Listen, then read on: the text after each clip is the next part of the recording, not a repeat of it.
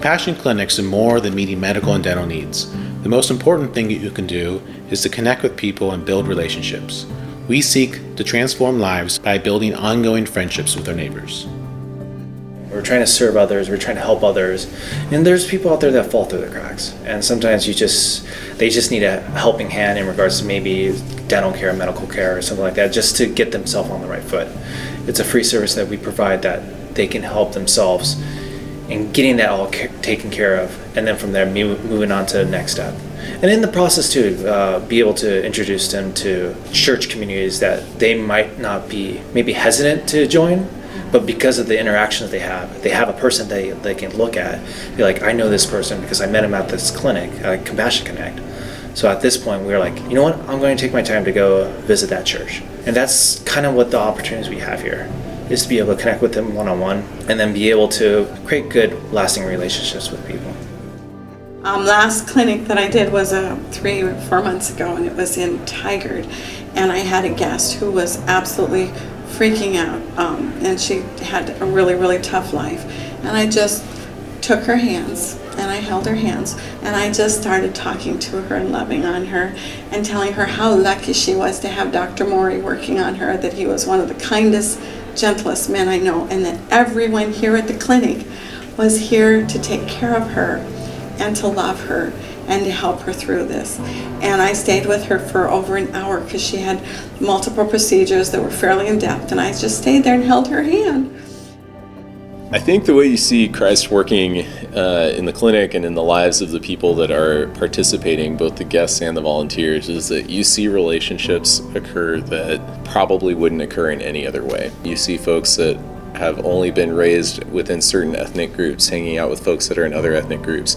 You see folks from one culture interacting with others, and that is what heaven's going to look like someday, is the fact that we are going to be every tribe, nation, and tongue coming together worshiping our God. And so I think that's the beauty of this clinic, is that we see that with churches putting aside secondary beliefs in an effort to honor Christ. And so they're coming together and doing really cool work. And then we break it down to individuals, and we see them putting aside whatever they know and have been educated in, raised in, and they're saying, I'm going to make an effort to understand somebody else's perspective.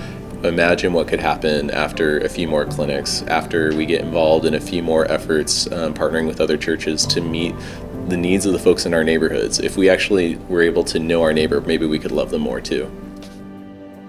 On these Compassion Connect clinics here, I get to see most of the people in our congregation, because usually it's hello, goodbye, have some coffee, have some donuts, and then we're gone. But getting to serve alongside them, in addition to what we see at the church, we get a community within the community here.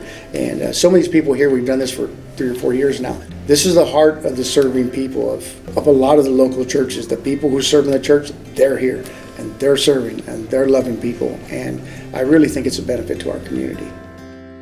I think that certainly it can be a nexus between the idea that we need to act and actually doing it. One of the things that I'm so glad about, it isn't just my church, but my church and its relation to others' church. We don't look at one another as outsiders. We don't look at one another as competitors for people to come to our church. We look at people as partners.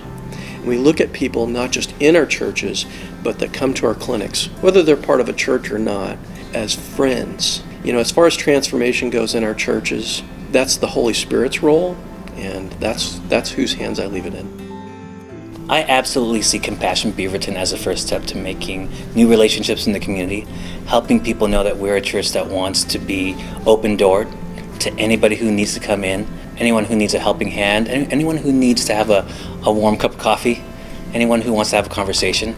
We want to be that kind of community. We want to be that kind of church. Because we have Compassion Clinic, it's been really a great way for the community to see that we care. So our relationship with the school is even stronger. We already had a great relationship with them, but they work with us and partner with us and even advertise for us. It's just been really, everybody has been for it. I haven't heard one negative thing from anybody in the community. It's like, this is a great work. We're so glad that you're doing it. Thank you. We want to be representatives of Christ in our community, and this is like the easiest way possible to do that, right?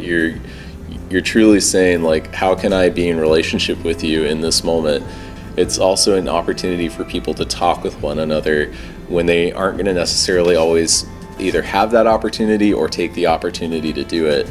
This basically forces the issue, and sometimes we have to find these opportunities to break down walls and barriers that are self-imposed so that we can actually begin to change the way that we view the world in an effort to impact it in greater ways.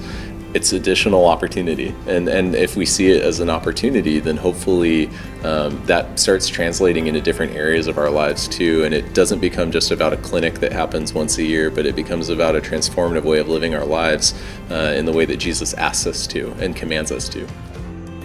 Because we are here in the community, we get them past those things that they cannot afford to do for themselves.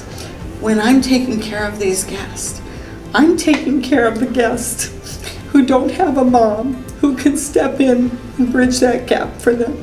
We are an important safety net for the people in our community.